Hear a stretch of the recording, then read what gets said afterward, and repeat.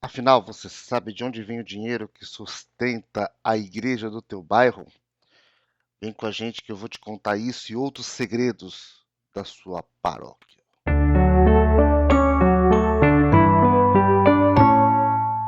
Olá, tudo bem? Espero que esse podcast te encontre bem. Eu sou o Paulo e esse é o Católicos Antifascistas, um podcast para você que é católico e não cai na ideia de que a igreja é só Roma, é só o Vaticano, né? E a igreja também. Todos nós somos igrejas, todos nós fazemos parte do corpo de Cristo. Bom, e nesse episódio de hoje nós vamos falar justamente sobre a vida das paróquias. Como é que funciona uma paróquia? Eu imagino que muitos de vocês que nos ouvem, que nos acompanham aqui, são católicos, rezam e tudo mais, mas eu não sei o quanto vocês sabem de como uma igreja funciona. Inclusive, mesmo que você fale, mas eu faço parte de um movimento X, um movimento tal. Pois é, mas provavelmente você, mesmo fazendo parte de um movimento, seja muito ativo na sua, né, como católico, talvez você não sabe como funciona a tua paróquia. Eu sei porque vejo os movimentos fazendo exigências de coisas, muitas vezes, que refletem um desconhecimento do quanto a paróquia consegue dar conta de certas coisas, né? O pessoal faz exigências na liturgia, fala assim, não, você tem que receber a comunhão do padre, não pode receber a comunhão do ministro. Aí você imagina uma paróquia 1000 pessoas assistindo uma missa, que tem isso, acontece, tá? E aí o padre sozinho distribuindo 1000 eucaristias, uma por uma. Aí a missa dura 3 horas, das quais 2 horas é a distribuição da comunhão. Então, esse tipo de exigência, por exemplo, vem de gente que não sabe como uma paróquia funciona, como é que é o dia a dia de uma paróquia. E também, né, às vezes, agora que elegeu o Papa novo, né, o Papa Leão XIV, viralizaram algumas imagens do Papa dançando, tomando cerveja, jogando bingo. E aí, pessoal, nossa, né? Que padre, que papa mais descolado. Sinto lhes informar, mas isso é a rotina de uma paróquia normal na América Latina. Porque a paróquia tem uma vida dentro dela, que é importante da gente conhecer, até para que a gente possa entender muitos dos seus desafios, né? Então, as pessoas têm um pouco aquela visão de que a igreja é o lugar onde você vai para receber os sacramentos. Então você vai para assim, para casar, para batizar seus filhos, se tá para morrer, né, pede fazer a missa sétimo dia, quando não pede a extrema-unção, se confessa, vai para para se confessar, então vive ali em função muito dos sacramentos e não sabe como funciona, não tem ideia de como a coisa funciona, né. Então, a ideia aqui desse episódio é meio que explicar esse funcionamento, assim, é um paróquia for dummies, vamos dizer assim, né, é um pouco mostrar um pouco dessa vida que tem nas paróquias e que mesmo pessoas católicos muito engajados, que fazem parte de alguns movimentos e tudo mais, não têm ideia, e muitas vezes fazem exigências absurdas para os seus padres e tudo mais, tá bom? Então vem com a gente que eu vou contar um pouquinho disso daí. Antes, né, lembrando você que a gente tem a nossa loja, então quem quiser aí adquirir devocionais, né, de um catolicismo um pouco, um catolicismo mais progressista, um catolicismo mais comprometido com os pobres, você pode ter ali na loja, na nossa loja no Mapenca, que é umapenca.com/católicos-antifas, tá bom? Então, mas eu quero comprar um cálice de ouro para missa, não é lá, tá? Tem um monte de loja que vende isso, vende paramentos litúrgicos, você pode ir lá. Aqui é para coisas que para ajudar a viver a devoção como leigo mesmo, tá bom? Então vamos à nossa conversa desta semana. E aí, bom, vamos começar aqui. Por onde eu queria começar? Primeiro ponto, tá? Vamos entender a figura o que tem dentro da igreja, como é que a paróquia funciona, vamos pro básico, tá? O padre não toca a paróquia sozinho. Senão ele fica. Primeiro que é o seguinte, tá? É muito trabalho, ele ficaria louco. Parece que não. Eu vou lá na paróquia e o padre está conversando. Esse é é a opinião mais idiota que alguém pode ter por qualquer pessoa que está fazendo um trabalho. O cara pega um bombeiro que trabalhou 12 horas, o cara tá descansando ali, tomando um café. Aí, bombeiro, não tá trabalhando, não sei o quê. Isso é a opinião mais imbecil que alguém pode ter sobre qualquer pessoa. E fazem isso com enfermeiros, fazem isso com policiais, com professor. É assim, só gente idiota. Sabe quem não trabalha? É você que não tá fazendo porra nenhuma e fica pegando no pé dos outros que estão trabalhando. Tem gente trabalhando nesse mundo. Você não tá trabalhando porque você é um imbecil, entendeu? Sabe o que você devia fazer? Você devia libertar o mundo da sua presença, tá bom? Enfim, o momento de raiva passou e vamos então agora para o nosso explicar aqui. É muito trabalho para o padre, tá? E tem uma outra coisa, o padre, vou fazer aqui um episódio no mês de agosto, que é o mês vocacional. A gente vai falar um pouco sobre vocação, sobre o que é a vida do padre diocesano, o que é a vida religiosa, o que é o leigo na igreja e tudo mais. Mas aqui eu estou antecipando algumas coisas, e é importante você saber o seguinte: quem são os padres das nossas paróquias, né? São pessoas muitas vezes que vêm de famílias muito humildes, que estudaram em escolas públicas, não muito boas. Eu estudei escola pública, tá? Enfim. E que fazem, a muito custo, fazem duas faculdades, tá? E, e faculdades que não são faculdades de gestão, vamos dizer assim. Você tem filosofia e teologia, então é uma formação intelectual, humanística, para o padre poder fazer um bom sermão, poder dar uma boa catequese, tá? Uma visão do padre como um professor, como um diretor espiritual. Mas no dia a dia da comunidade, o padre não tem muitas vezes essas habilidades. Quem tem essas habilidades são leigos. Então, o dia a dia da paróquia é conduzido majoritariamente por leigos, tá? Católico. Quem é o leigo, ou laico? A pessoa que não tem não foi ordenada nem fez votos, tá? Então não é frei nem freira, não é. São as pessoas normais, eu, você, assim, pessoas casadas, solteiras, que vivem aí no meio do mundo. O que acontece, tá? Então, são esses leigos. E esses leigos são voluntários. Então você vê aquele monte de gente, ministro da Eucaristia, catequista, o pessoal do dízimo, nenhum daquelas pessoas ganha salário, tá? Assim, a única coisa que a pessoa consegue pegar é quando tem uma quermesse, que ela consegue comer uns comida de graça ali no meio da quermesse. Alguns, porque tem algumas pessoas que têm mais escrúpulos e tal, e falam, não, eu não vou, tô aqui a serviço, isso aqui é para a paróquia, então não vou aqui comer a comida da quermesse. Mas assim, então, quando você vai ali, né, você entra na igreja, a pessoa que te entrega o folheto na porta, muitas vezes está com uma camiseta, ela comprou aquela camiseta, tá? Aquilo não foi para de graça. A pessoa que está te recebendo, é, a pessoa que está te cobrando dízimo, a que faz a coleta, o ministro que distribui a comunhão, o coroinha que fica no altar, nenhuma dessas pessoas recebe salário, tá? Trabalho na paróquia é um trabalho voluntário. Essas pessoas a gente chama de agentes de pastoral. Então, inclusive, não só, tá? As pessoas que limpam a igreja. Você chega na paróquia e a paróquia está varrida, né? Às vezes até tá com, né? Tem algumas igrejas que o pessoal botou ali um porcelanato, tem algumas igrejas mais antigas que tem um mármore e tal, e aquele mármore está brilhando porque alguém foi lá, muitas vezes numa sexta-feira, e lavou a igreja, tá? Dedicou um tempo importante do seu dia para fazer aquele trabalho. Então, isso é importantíssimo. As paróquias dependem dos leigos, tá? E a paróquia vai conseguir fazer mais coisas quanto mais leigos engajados ela tiver. Então, se você chegar numa paróquia que não tem muita coisa, provavelmente é porque não tem muito leigo para fazer aquilo que tem que fazer. Pô, mas eu chego aqui e não tem curso de noivos. Sabe por que não tem curso de noivos? Ou porque, não tem demanda, não é uma igreja onde as pessoas casam, ou dois, não tem gente para dar curso de noivos, tá?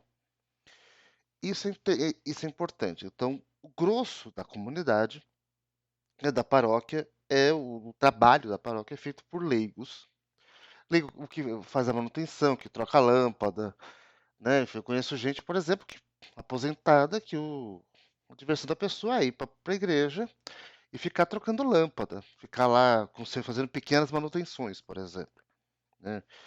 Então, assim, isso é importantíssimo. E aí, assim, mas quem manda nessa gente toda? Também são leigos, tá? Você tem no comando das paróquias, tem 2 conselhos, um conselho que cuida da parte da organização do trabalho pastoral e um conselho que cuida do dinheiro, tá? O conselho que cuida do trabalho pastoral é o CPP, é o Conselho Paroquial de Pastoral. É assim que a igreja se organiza no Brasil, tá? Então, quem decide, por exemplo, nós vamos fazer aqui o evento tal, vai ter encontro tal, a liturgia vai ser assim, vai ser assado. Quem decide esse dia a dia pastoral da paróquia é o CPP. O CPP, obviamente, o padre é um membro do PCC, ou seja, ele o pároco, o vigário, são funções diferentes, tá? O pároco, você pode ter à frente de uma igreja, um padre ele pode ser pároco, vigário ou administrador paroquial. E a diferença é o grau de autonomia que o padre tem na gestão da paróquia. O pároco ele tem muito mais autonomia, o vigário tem menos, o administrador paroquial tem quase nenhuma. Ele basicamente garante que a igreja funcione e qualquer coisa diferente que ele for fazer, qualquer reforminha tal, ele precisa de autorização do bispo, tá bom?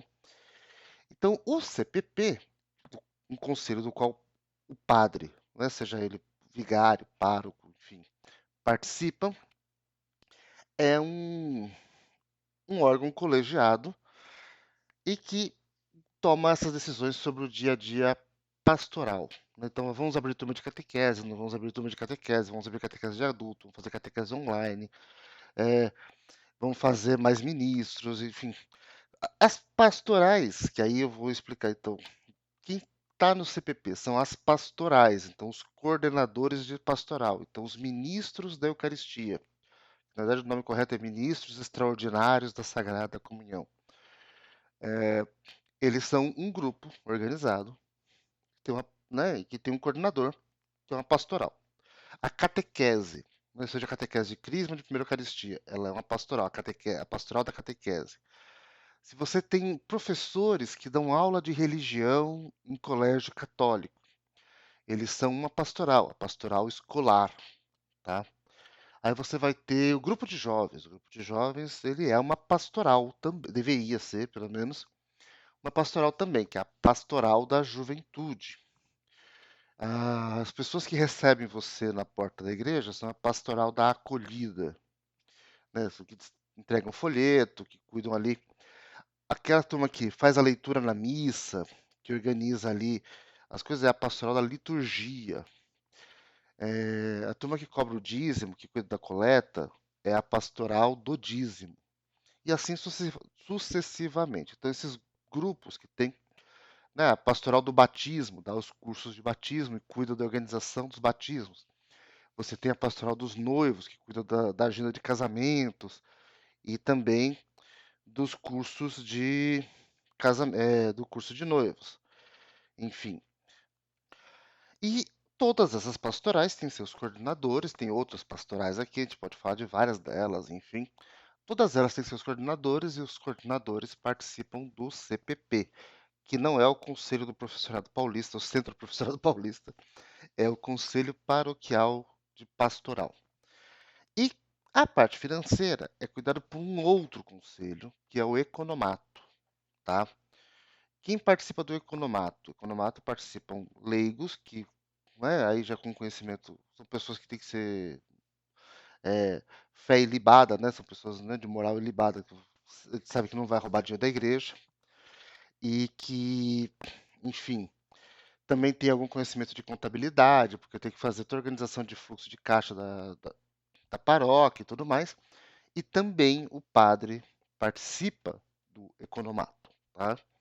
Mas ele é um voto no economato, ele é um voto no CPP. Então, o CPP.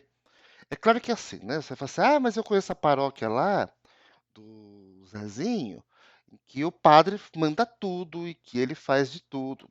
Isso acontece porque tem padre canalha, tá? eu conheço vários. Assim, eu posso te fazer uma lista. E o que eu mais sei é de padre canalha.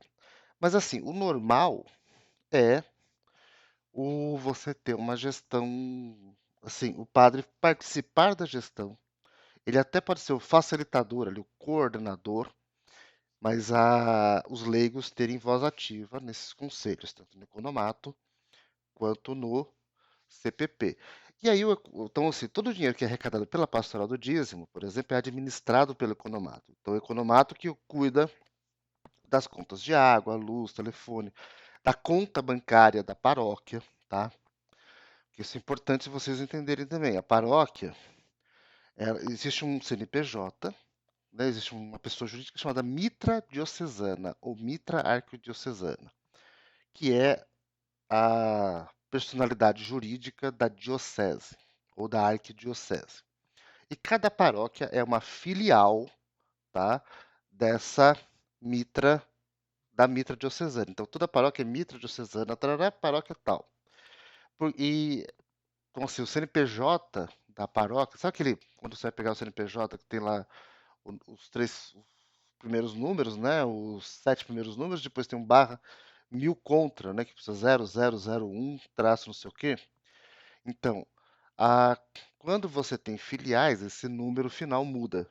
Então, você vai ter o 0002, 0003 e assim sucessivamente. Então, se tiver 500 paróquias, você vai ter dentro de 500 filiais da Mitra.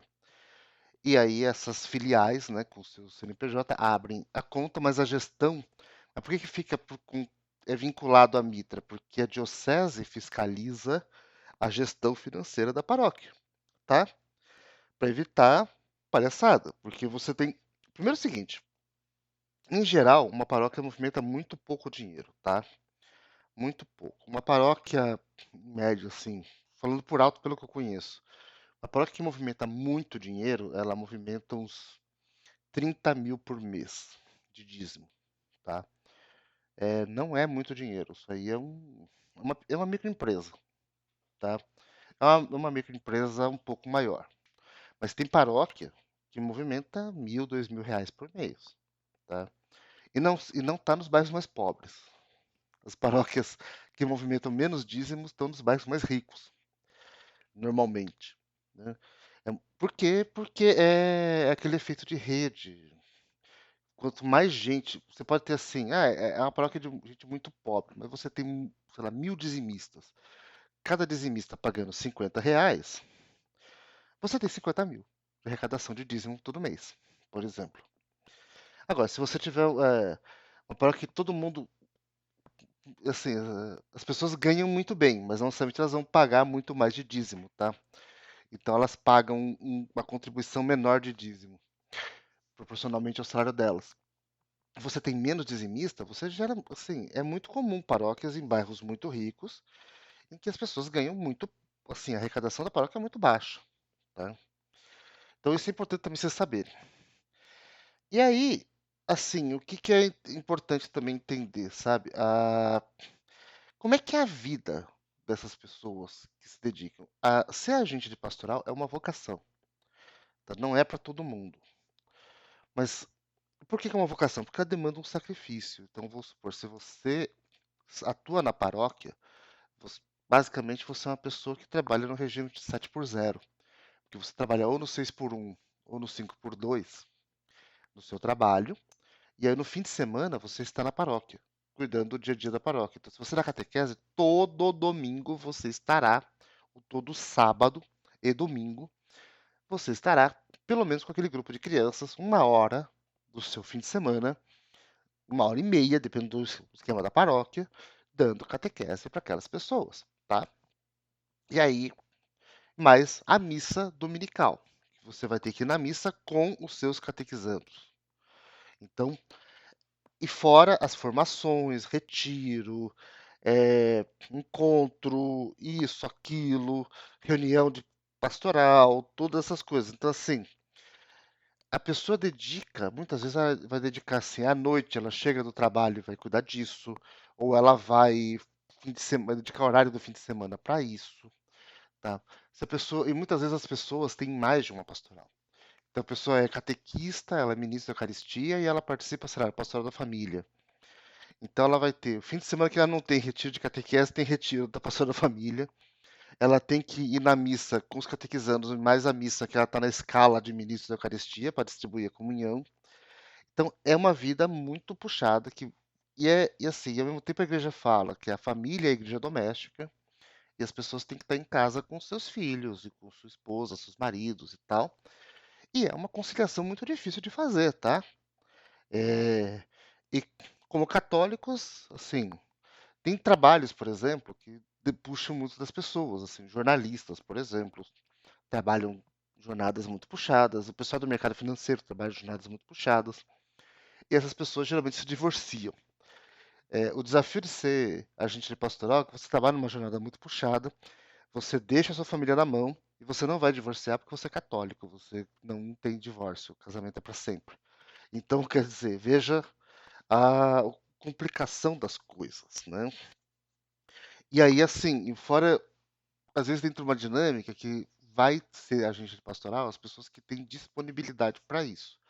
Então você vai ter muitas vezes pessoas que são aposentadas e tudo mais, e que marcam reuniões de pastoral em horários em que pessoas que trabalham não podem estar. Então a pessoa, por exemplo, vamos fazer reunião aqui da equipe de liturgia quarta-feira, 2 da tarde. Só vai estar quem é aposentado, porque as pessoas normais, quarta-feira, 2 da tarde, estão trabalhando. Então, assim, acaba também tendo um pouco dessa dinâmica, tá afetando as comunidades, e isso é desafiador.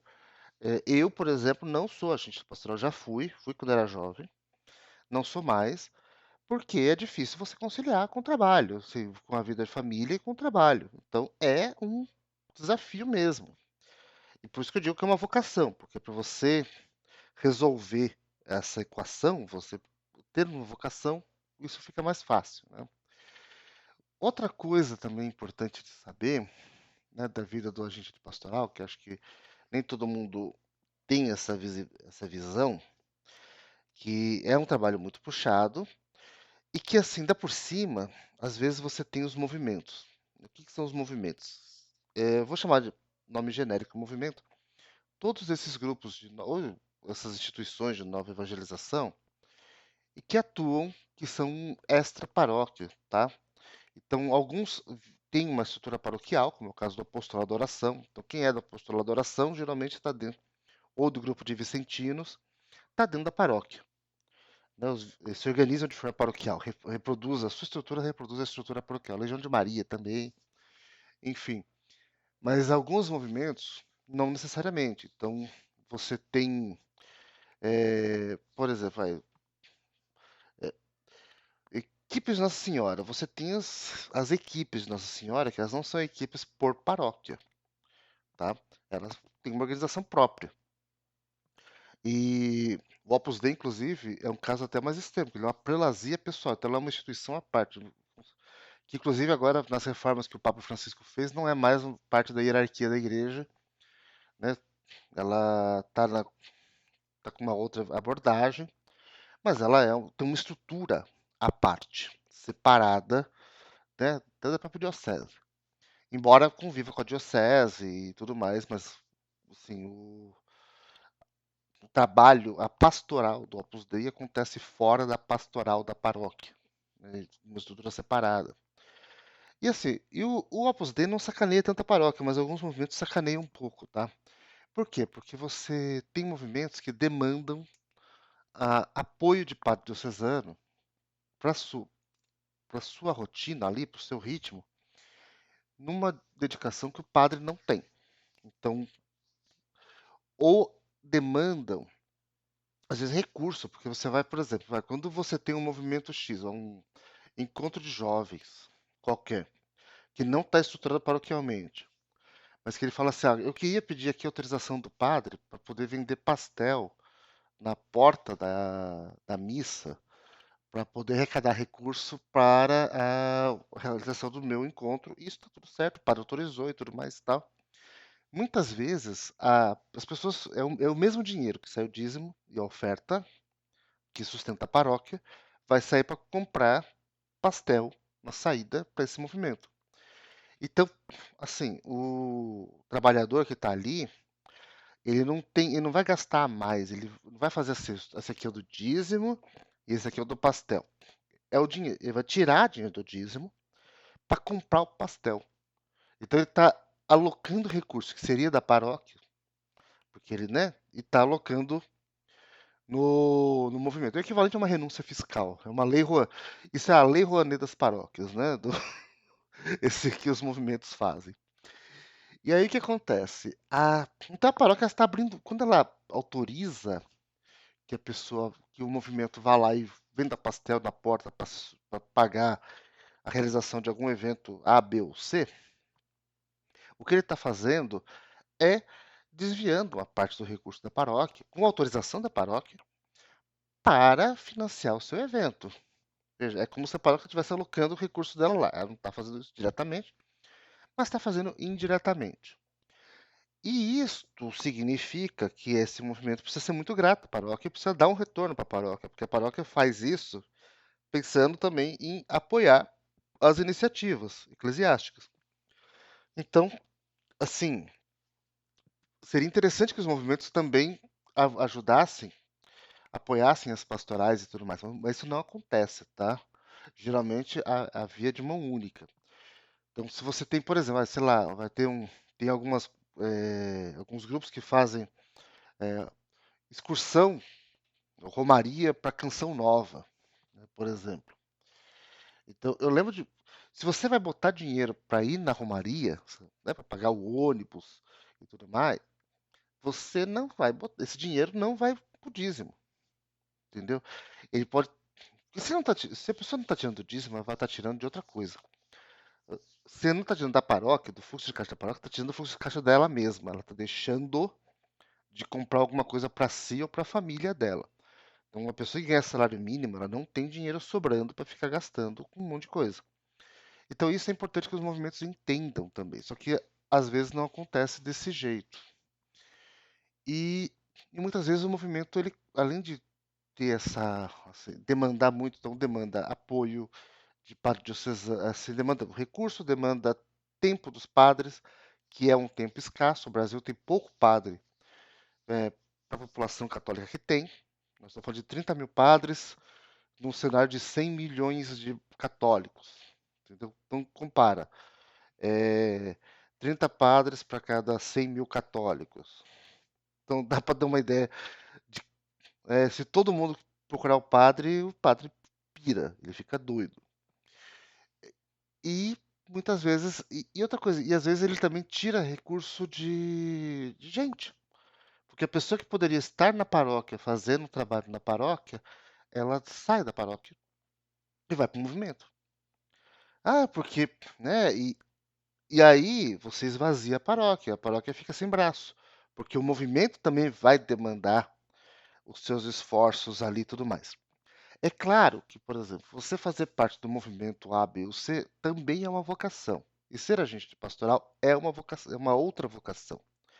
Então é importante entender o que é a vocação para entender qual é o seu lugar.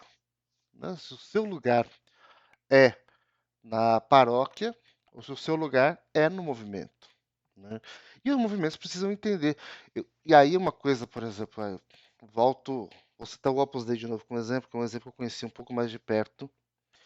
Mas assim, uma coisa que o Opus Dei era muito claro, assim, a gente não tira pessoas da paróquia para trazer para as iniciativas do Opus Dei. Isso era um parâmetro que o Opus Dei tinha.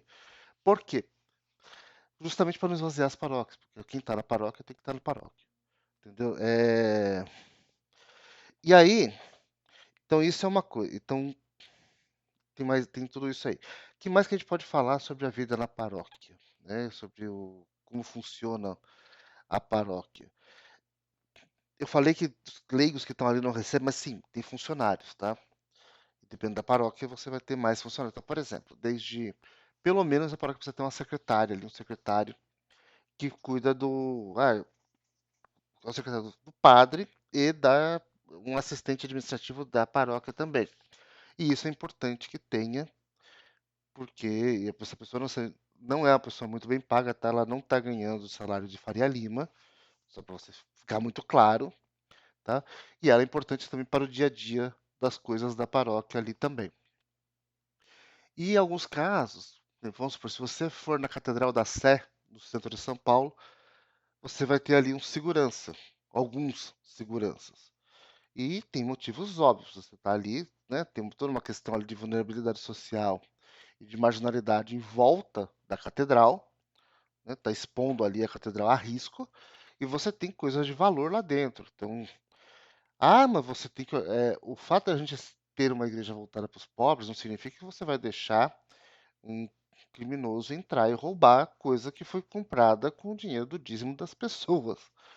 Então, não pode, né? Então, algumas paróquias têm um custo a mais por conta disso. E tem alguns custos, por exemplo, você vai fazer. Muitas vezes você vai numa paróquia lá, tem um projetor com o rito da missa ali no projetor, ou tem o folheto. Isso é custo. Tudo isso é custo que muitas vezes os agentes de pastoral tiram do bolso para viabilizar alguma dessas coisas, porque você não vai contratar uma empresa de instalação de equipamentos eletrônicos para colocar o projetor ali. Muitas vezes você vai pegar assim, quem é da paróquia que sabe fazer e vai lá e faz, tá? Então isso é muito importante.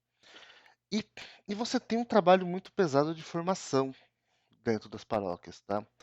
Algumas formações são oferecidas pela diocese, outras são fornecidas por alguns movimentos. Acho que os movimentos que dão essa formação fazem o oposto do que eu falei lá atrás.